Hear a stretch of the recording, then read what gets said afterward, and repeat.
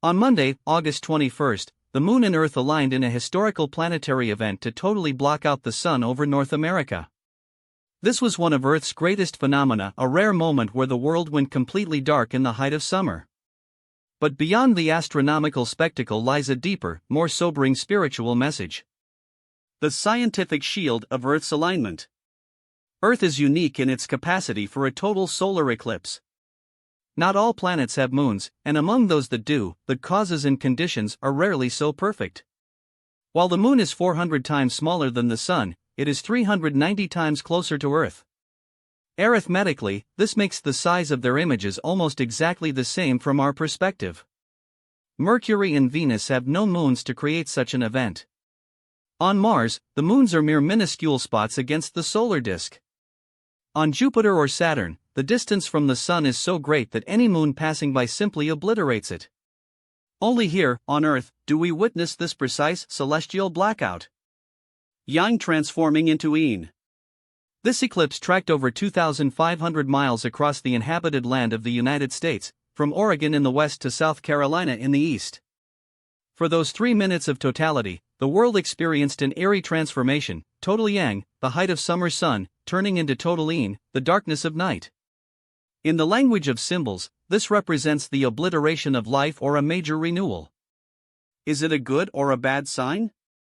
Ancient wise men of India and China, as well as many Native American tribes, strongly advise against watching a solar eclipse.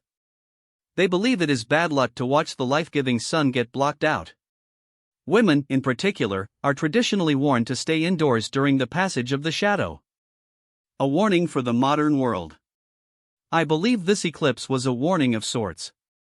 When we look at the current global landscape, the race riots, the outpouring of hate, and the great divide descending on the political scene, the darkness is already visible. With the looming possibility of nuclear conflict, it is understandable why many of us worry. In the West, millions camped across America to look up at the sky, treating the event as a festival. However, the spiritual perspective is different. Buddhists and those following ancient traditions believe that such days are meant for prayer, extensive pujas, and meditation. The merit-multiplying day. In the Tibetan tradition, eclipse days are merit-multiplying days. It is believed that any prayers or practices done during these hours are extremely meritorious. We pray harder during these times not just for ourselves, but to benefit all those who may be affected by the darkening of the sun. We must recognize that reality is often found in what we do not see.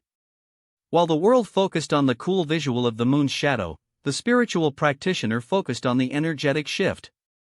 As the next solar eclipse over the US is forecasted for April 2024, we must use this time to build our scientific shield of merit, protecting our world from the silly bugs of hate and division that thrive in the dark.